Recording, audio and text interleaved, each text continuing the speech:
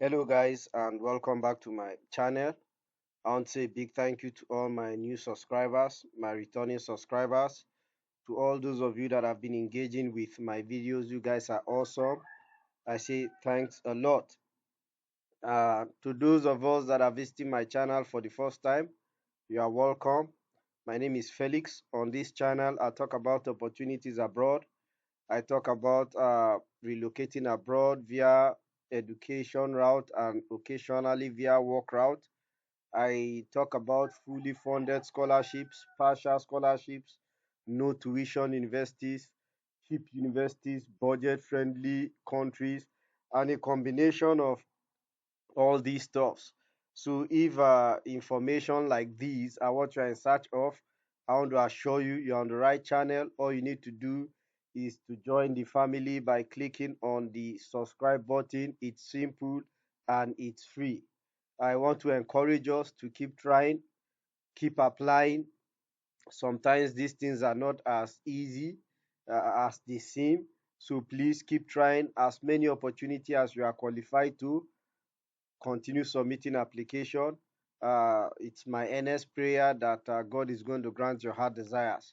Okay, so guys, today again, I bring to us a wonderful opportunity of another university uh, that gives scholarships to international students.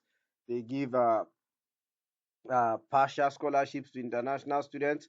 I've been doing a series of universities in US, and the reason why this particular university stands out from others I've been doing is the fact that unlike others that mostly give application free, that offers free applications to only undergraduate students, or at least that's the one we are sure of. For this particular university, they offer application free to both undergraduate and graduate. So if you're applying for bachelor's, master's, doctoral degree, they don't charge you an application fee. Also, uh, for so many countries like Ghana, Nigeria, and some other countries, if you finish from these countries, you are not required to submit an IELTS or English proficiency certificate. So you don't need to worry yourself about that. Should in case if you have not written the IELTS, yes, so it can be waived. And if you graduated from any of these countries I just mentioned, and there are more countries, we'll see them. You don't need to bug yourself about IELTS. That's another good thing. And another wonderful thing about this particular university is even if you are from a country that is not listed among those that are uh, exempt from IELTS, you can still apply and you can still gain conditional admission. Yes, even if you don't have an IELTS. You don't need a SAT for the graduate program. If you're applying for graduate program, although you need a GRE, but the good thing is the GRE can be waived under certain circumstances. So we see there all these things.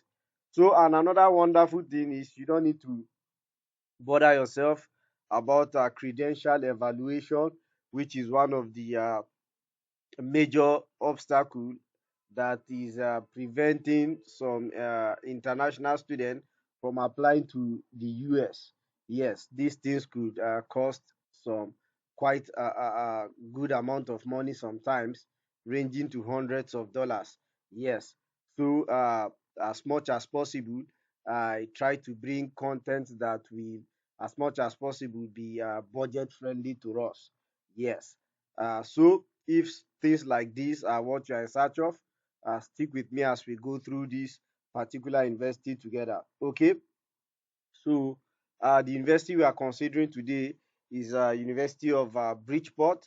So this is their homepage. I want to encourage you to take your time to go through the information that is available on the homepage here. So I will go to the international student page, which is where concerns us most as international students. So I'll be opening certain of these tabs that are on my left hand side. I'll be opening the undergraduate requirement in a new tab, graduate requirements in a new tab, and student language requirements in a new tab. I'll open international scholarship also in a new tab, and I'll open FAC in a new tab also. So the first one, international undergraduate requirements. So if you scroll down, these are the requirements. You need a complete application.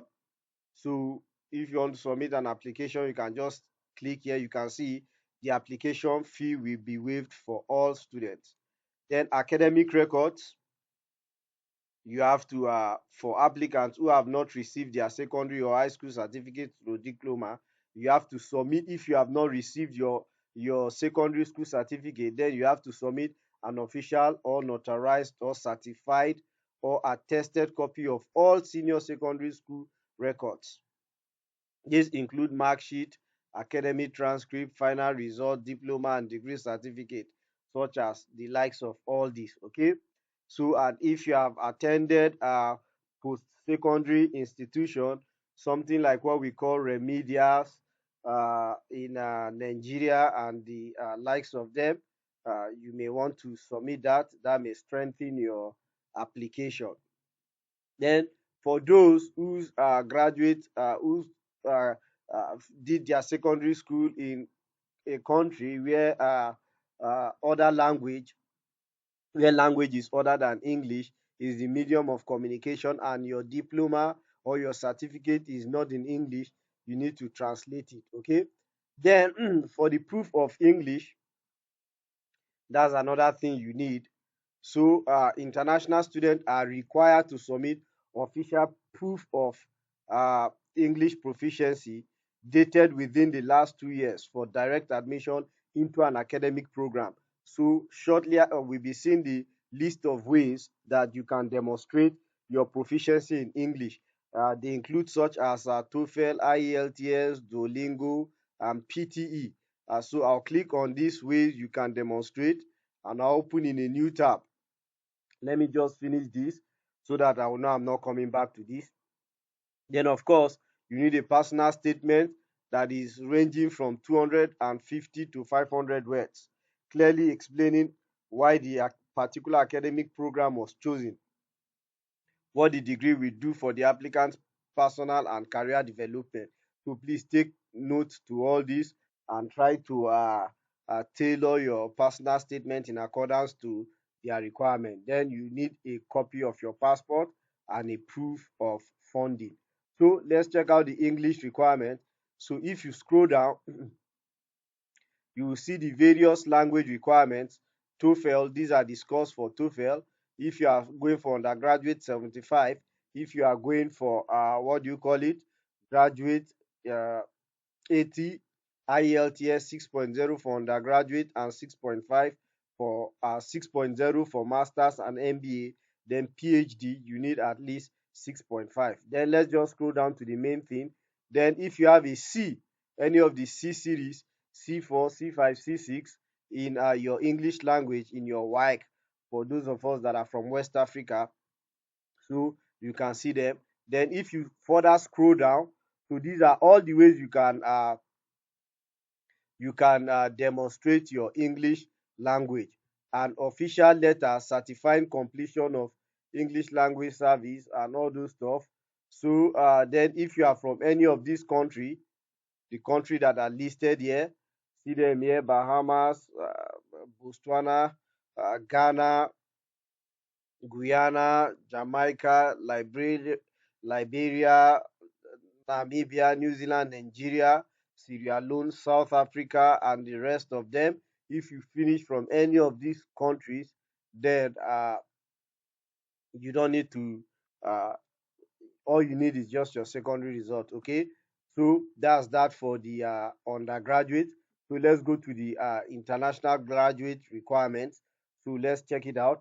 Also, I won't bug ourselves with this complete application. You need your academic record. You need to submit official notarized certified or attested copies of all post-secondary universities. Then of course, for applicants who have not yet received, for applicants, so just go through all this. So just know, if you are not yet received your bachelor certificate, you have to provide a year-to-date record of your official or notarized or certified or attested mark sheet, academic transcript, and a letter of personal of provisional degree certificate. So then proof of proficiency, we've seen that. Okay, sorry, let me open this application. So we just confirm the application fee. You can see the application fee will be waived for all students, even for graduates. So then you need at least two letters of recommendation. If you're applying for a graduate, you need a personal statement. So please, your personal statement too is the requirement is similar to the undergraduate. You need a resume or your CV, okay? Then your current passport, then proof of funding.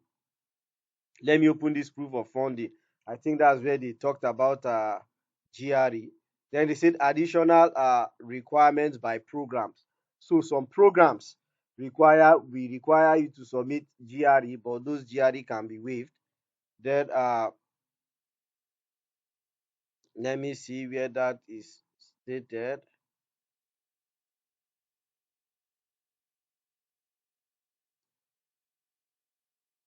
Okay, very good. Sorry. So you can see it here, graduate engineering program. In certain cases, GRE can be waived on previous academic performance. After submitting your application and all required documents, you may be admitted without GRE. Okay, so it's possible for you to be admitted without GRE, but this will be based on your academic performance. Then for West evaluation, if you are going for graduate dental hygiene, please, if dental hygiene, they say, okay, this is for online only. That's where you are going to need any of this. If you are applying for their graduate dental hygiene course online only. Okay, so uh, we've seen language requirements already, so there's no time. So let's check out the types of financial aid. So these are the types of financial aid. They are first year undergraduate scholarship, transfer scholarships. If you are a transfer student, graduate scholarships, international scholarships. So please, I'll just focus on the international scholarships alone.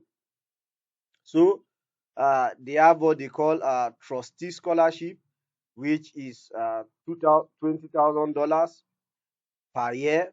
Presidential scholarship 15,000, provost 12,000, dean's achievement scholarship this, and academic grant achievement scholarship this. Then athletic scholarship, they also give scholarships to athletes, and this one varies. Then for graduate, unlike undergraduate, graduate scholarships is not that much. It ranges from 3,000 to $4,000. So you can take your time to still read all that is here. So shortly, we, so whatever scholarship you get, you deduct from your tuition, because these scholarships are towards your tuition. So we'll check out the tuition of this particular university and the entire cost of living for a particular year.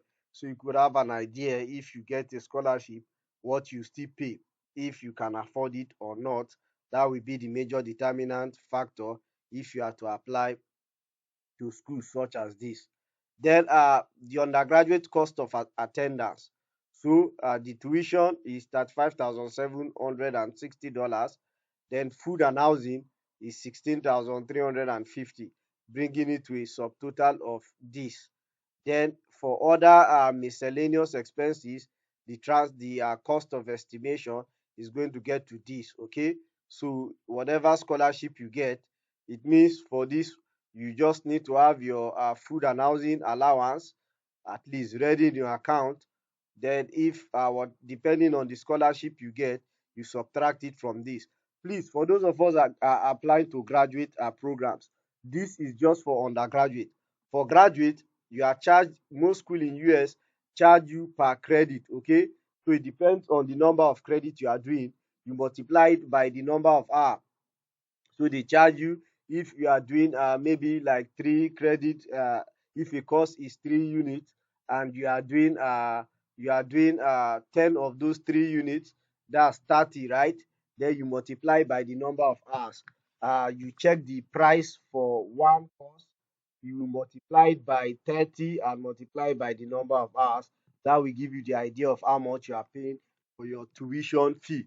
So the more courses you do in a graduate program, the more money you pay. The fewer courses you do, the fewer money, the lesser money you pay. So please take note of that.